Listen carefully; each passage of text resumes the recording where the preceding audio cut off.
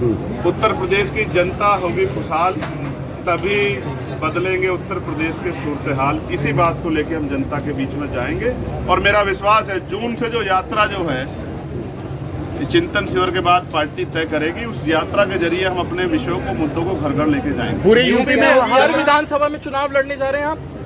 ये पार्टी का संज्ञानात्मक फैसला है कि वो चुनाव की उस पर लड़ेगी। तैयारी तो 403 विधानसभाओं पे है, 403 पे लड़ेगी या 400 पे लड़ेगी। मैं भी पार्टी का आपकी तरह एक कार्यकर्ता हूँ, मैं व्यक्तिगत रूप से कोई स्टेटमेंट नहीं देना चाहता। जिस दिन पार्टी अपना लेटर जारी कर देगी मैं आपके सामने रखूंगा। क्या स्वयं चंद्रशेखर आजाद स्वयं विधानसभा चुनाव में खड़े होने वाले हैं? प्रधानमंत्री ने कहा है सोना ना खरीदे, पेट्रोल ना कम कर दे, और मुख्यमंत्री ने जो मंत्री और तमाम जो वीवीआईपीओ की फ्लीट जो है वो 50% हाफ कर दी है। क्या लग रहा है किस तरफ हम बढ़ रहे हैं, देश किस तरफ जा रहा है? इस तरह की जो अपील है उसके पीछे के क्या मायने? कई सारे डर और भय है लोगों के मन में।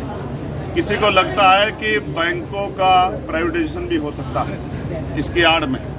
कई लोगों को लगता है बैंकों में उनका पैसा सुरक्षित नहीं, और कई तरह से ये भी लगता है कि भाई चुनाव को जो है प्रभावित करने के लिए या जो सोना लोगों ने अपने घरों में रखा है उस सोने को निकालने के लिए सरकार कर रही है। लेकिन जब आपने सवाल किया तो मुझे लगा कि आप ये कह रहे हैं कि प्रधानमंत्री कल ये ना कह दें कि अब सोना कम करो और 12 घंटे की जगह 18 घंटे काम करो तब जाके रोटी की व्यवस्था होगी। पता नहीं क्या कहते हैं हमारे प्रधानमंत्री, लेकिन सच ही है। अगर प्रधानमंत्री जो कह रहे हैं इस बात को तो विपक्ष जो है 3 महीने पहले से कह रहा था, चुनाव से पहले। तब प्रधानमंत्री तब चुनाव लड़ने में व्यस्त थे, तब उन्होंने इस बात को क्यों नहीं समझा? तब तो कहते हैं हमारे पे गैस की कमी नहीं है, हम पे पेट्रोल डीजल की कमी नहीं, उर्वरक की कमी नहीं, फर्टिलाइजर की कमी नहीं। तब तो कहते सब अच्छा है। लेकिन अचानक से क्या हुआ कि चुनाव का रिजल्ट आया, शपथ ग्रहण कार्यक्रम चल रहा है तत्काल। और मुझे पीड़ा इस बात की है जो कहता है पहले, जैसे गांधी जी ने कहा कि भाई नमक छोड़ो, तो पहले उन्होंने ये नियम अपने ऊपर धारण किया। लेकिन देश के प्रधानमंत्री ने कहा, और फिर असम के जो है समय उसमें जब मंत्रिमंडल के गठन में मुख्यमंत्री शपथ में आप जा रहे हो तो हर आपका मुख्यमंत्री जा रहा है वहां प्रदेश का, कि उनके बगैर शपथ नहीं हो सकती है क्या केंद्रीय मंत्री के बगैर शपथ नहीं हो? सब प्राइवेट जेट से जा रहे हो। तो समझ आता है कि आप अपने खर्चों में कोई कटौती नहीं कर रहे हो, जनता से मांग कर रहे हो। जनता महंगाई से लड़ेगी, बेरोजगारी से लड़ेगी, परेशानियों से लड़ेगी, रोजगार से लड़ेगी, तमाम तरह की समस्याओं से लड़ेगी, और भारतीय जनता पार्टी से चुनाव लड़ेगी, ऐसा हमें लग रहा है। क्या चंद्रशेखर आजाद खुद विधानसभा चुनाव में चुनाव लड़ने जा रहे हैं? यदि हाँ तो कहां से?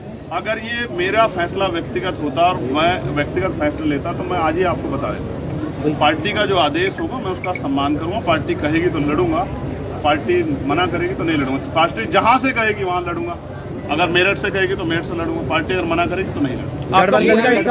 गठबंधन होगा किसी से? गठबंधन की कोई योजना है सीएम बनने के लिए? आप ये जो आज इतनी सारी पार्टी के लोग छोड़ के आए, ये गठबंधन ही तो है। आप इसको देखना नहीं चाहते। वहाँ विजय को कौन देखना चाहता था? सब लोग कहते कुछ सीटें कुछ सीटें कुछ सीटें। आप ऐसा ही लोकसभा पहले चुनाव से पहले सोचते थे कि चंद्रशेखर को मिल जाएंगे 20,000 वोट, लेकिन जनता है भाई। तो क्या चंद्रशेखर आजाद विजय की राह पे चल गए? जनता को मालिक मानिए और जनता का तक उनकी जनता तक बात पहुंचे, इसलिए हम यात्रा कर रहे हैं। क्या विजय की पथ पे शेखर चल रहे हैं अब?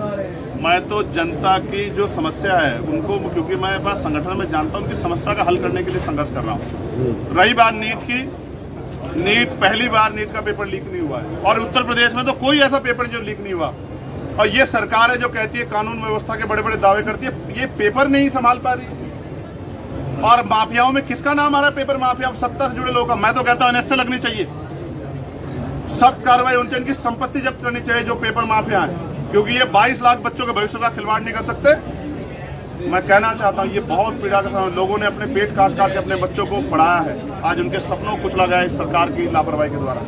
ये जिम्मेदार के शिक्षा मंत्री जिम्मेदारी उठाएं और इस्तीफा दे अपने पद से, अगर उन्हें हिम्मत है, और नहीं देते तो फिर ये जनता का बेवकूफ बनाना बंद करें। आपने एक बात प्रधान मुख्यमंत्री ने क्या नया एक मैसेज दिया है समाज को विजय ने?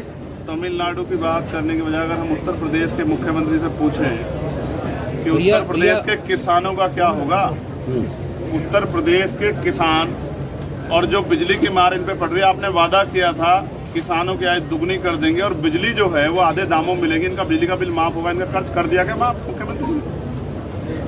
जून में वैसे ही गर्मी हो जाती है, लेकिन सियासी तापमान आप बढ़ाने जा रहे हैं। जून में ऐसा क्या है कि घर घर गांव गांव गली गली जाने के भी आपने मन से बात की है, क्या पूरा प्लान है?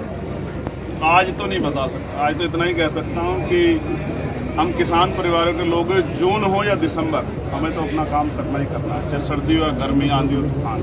हम अगर अपना काम नहीं करेंगे तो किसानों के घर कैसे चलेंगे, अनाज कैसे होगा, लोगों का पेट कैसे भरेगा देश का।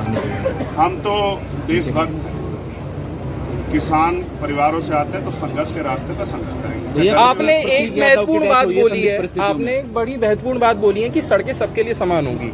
क्या फिर से जो नमाज पढ़ी जाती है वो सड़कों पे पढ़ने का हक रख पाएंगे अब मुस्लिम समाज, अगर आपकी सरकार बन जाती है? पहले पढ़ी जाती थी, आपका आपत्ति है इस बात से?